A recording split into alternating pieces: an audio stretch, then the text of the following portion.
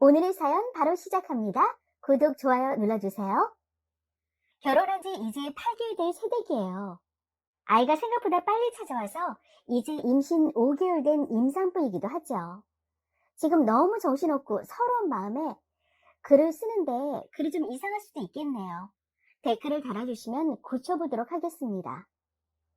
결혼 전에도 워낙 입이 짧았고 가리는 음식이 많았던 저는 임신하고 난 뒤에 입덧이 너무나 심했습니다.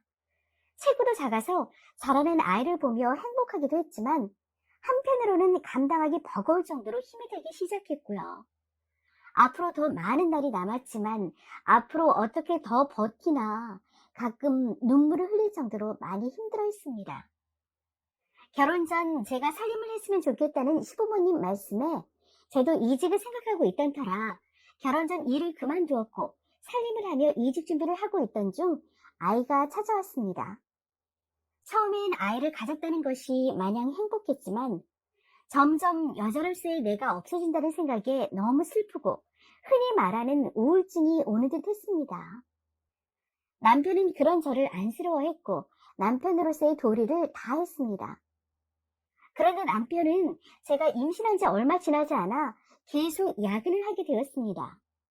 외벌이에 매일 야근하는 남편이 안쓰러웠고 저도 입덧을 견디며 매일 정성으로 아침, 점심, 도시락, 저녁을 준비했지만 어느 순간부터 저녁의 반찬들은 그 다음날 아침으로 먹을 수밖에 없었습니다. 남편이 매번 야근을 하느라 제가 준비한 음식들을 먹을 수 없었기 때문이에요. 처음에는 야근을 하는 남편이 안쓰러웠습니다. 제가 쉬지 않았다면, 임신하지 않았다면 조금 더 남편의 짐을 덜어줄 수 있지 않았을까 하는 생각이에요. 그러던 중 저는 의심이 생겼습니다. 월초, 월말 바쁜 건 이해하지만 그 전에 이 정도로 야근이 잦았던 적은 없었고 야근하고 난 후에도 저와 함께 저녁을 같이 했습니다.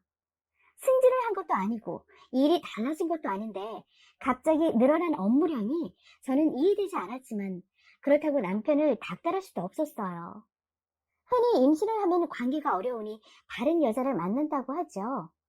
하지만 제 남편은 연애 시절에도 단 한 번도 제게 이성 문제로 걱정을 시킨 적이 없었기 때문에 저는 의심하지 않았습니다.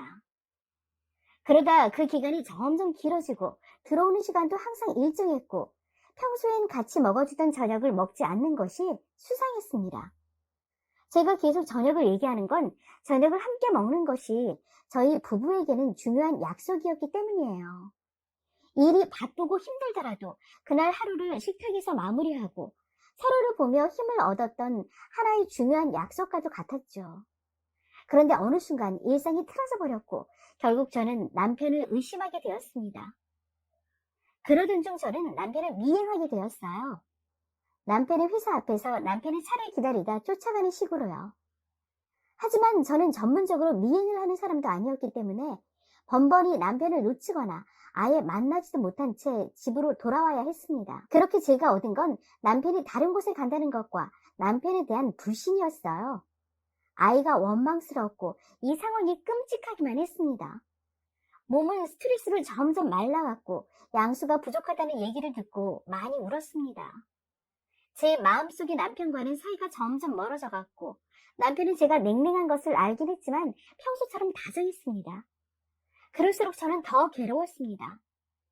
그러다 오늘 결국 남편이 어디에 가는지 알게 되었는데 너무 충격이라서 이곳에 글을 쓰게 되었습니다.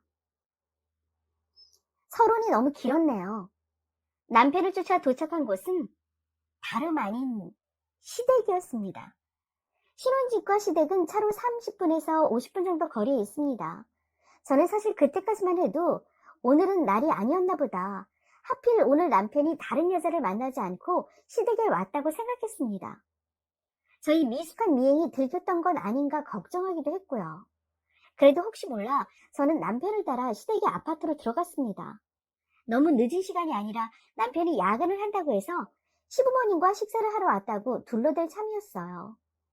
떨리는 마음으로 초인종을 누르니 때마침 뭘 시킨 것인지 시누이가 밝은 얼굴로 문을 열더군요. 그런데 저를 보더니 얼굴이 급격하게 굳어갔습니다. 저한테 여긴 무슨 일이냐 묻길래 남편이 야근을 한다고 해서 혼자 밥 먹기 싫어 왔다고 했습니다. 그러자 자기들이 이미 밥을 먹었다고 하면서 문을 반만 열고 얘기를 하더라고요. 순간 이상한 느낌이 들어 집에 들어가려고 했는데 신호이가 자꾸 눈치를 보는 겁니다. 그래서 언제까지 세워둘 거냐 들어가겠다고 하니 머뭇머뭇대는데 뒤에 서 있는 남편과 눈이 마주쳤습니다. 저는 아무것도 모른다는 듯이 당신이 왜 여기 있냐고 물으니 남편도 머뭇머뭇 아무 말도 못하더라고요. 사실 남편이 시댁에 온 게 죽을 죄도 아닌데 왜 아무 말도 못하는지 이해가 안 되었습니다. 자연스럽게 들어가니 식탁엔 이미 상다리가 휘어질 만큼 많은 음식들이 차려져 있더군요.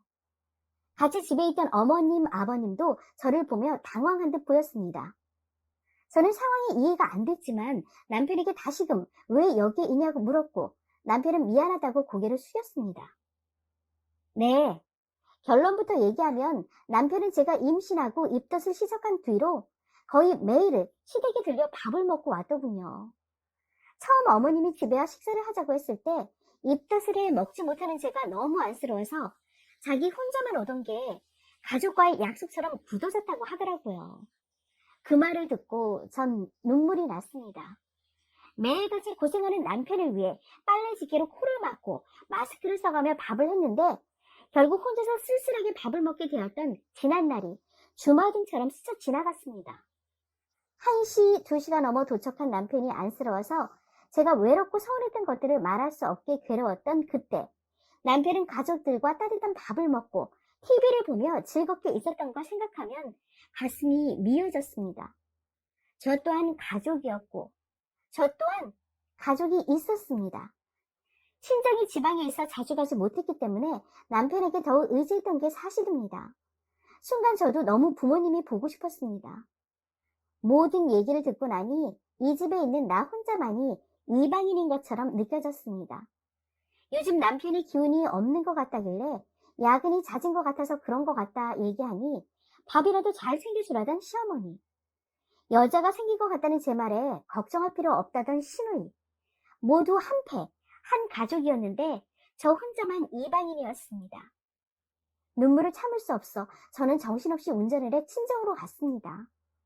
엄마를 보자마자 눈물이 더 쏟아졌고 엄마는 너무 놀라 저를 달래주었습니다. 저는 그때도 아무 말 없이 방에 들어갔고 일찍 잠이 드셨던 아빠는 홀로 누워있는 제게 말을 걸었지만 저는 아무 말도 할 수가 없었습니다. 그러자 아빠는 내일 다시 얘기하자며 방을 나가셨고 엄마는 남편에게 전화를 거는 듯 했습니다. 저는 홀로 숨죽여 울었습니다. 친정에 와 말없이 우는 것만큼 불효는 없겠지만 지금 가장 의지하고 싶었던 게 제 가족이었고 혹여 상처를 받으실까 저는 아무 말도 할 수가 없었습니다. 제가 너무 예민했던 걸까요? 저는 지금 이혼을 생각할 정도로 너무 막막하기만 합니다. 남편과 시댁을 제가 이해했어야 했을까요? 다른 분들이라면 이해하고 넘어갈 수 있는 일들인가요? 정말인지 억장이 무너지는 마음으로 글을 씁니다. 저는 어떻게 해야 할까요? 정말 안타까운 사연이네요. 추가 후기입니다. 지난번 그 일이 있은 후로 벌써 여러 달이 지났네요. 결론부터 말씀드리자면 전 이혼했습니다. 이제야 서류 정리도 깨끗이 끝나고 해서 제 신변 정리를 하는 와중에 저를 의뢰해 주신 여러분들께도 소식 남겨드리고 그때 참 고마우셨다고 인사드리려고 글을 씁니다. 임신하고 나서부터 거진 6개월 동안 저를 속인 남편. 결론만 보자면 외도도 아니었고 시댁에 매일같이 밥을 먹으러 가는 거였지만 그 길고 외로운 시간을 혼자 견뎌낸 저는 도저히 용서할 수가 없었습니다. 입덧의 와중에도 남편을 챙기고 싶었고 저는 못 먹어도 일부러 식사 준비를 하던 그런 시간들이 배신감으로 다가왔고 그냥 허허 웃고 넘기기엔 사람마다 각자 용서가 될 수도 안 될 수도 있다고 생각합니다. 그럼에도 불구하고 이혼을 생각하지는 않았습니다. 아이가 있잖아요. 곧 태어날 아이 때문에 속으로 사귈 수밖에 없었고 남편은 그 일 이후로 시댁으로 퇴근하는 일은 없어졌습니다. 저도 그 일 이후로 남편의 식사 준비는 그만두었습니다. 먹던지 말던지 자기 혼자 먹고 살겠다고 저를 속여온 남편의 끼니를 위해 밥을 할 기분도 기운도 나지 않았습니다. 속에서 끓어오르는 화를 참기가 힘들었고 임신한 상태라 더 예민했기에 그 시기가 저에겐 지옥과 같았습니다. 집으로 퇴근해서 오는 남편과 매일매일이 싸움이었고 매일매일 눈물이 나고 남편은 처음에는 미안하다고 하다가 잘못했다고 하다가 용서해달라고 하다가 화를 내다가 이제 될 대로 되라 하다가 다시 저를 달래다가 그렇게 두 사람 모두에게 지옥이었습니다. 여러분은 태아 땡땡이라고 아시나요? 아이가 스스로 목숨을 버리는 거죠. 엄마가 스트레스를 너무 많이 받으니 8개월이나 된 제 아이가 그렇게 황망하게 뱃속에서 세상을 버렸습니다. 탯줄을 목에 감았더군요.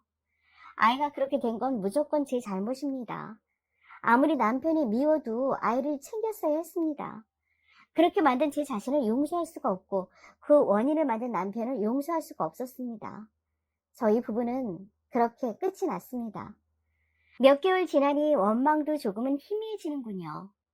임신한 저에게 남편은 왜 그렇게 했어야만 했는지, 시댁은 또 몇 개월 동안 그렇게 절 속였어야 했는지, 모든 것이 우리가 계속해서 부부로 남을 수 없는 답을 주더라고요.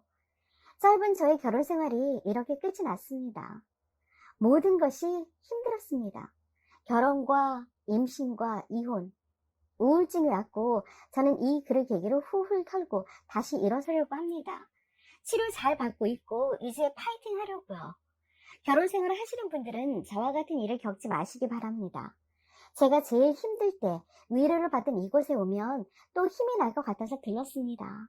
다들 행복하세요. 안 좋은 일을 겪으셨군요. 기운 차리시고 얼른 일어나시길 응원합니다. 사이다스 라디오 구독, 좋아요, 공유 많이 해주시고요. 다음 사연에서 다시 만나요.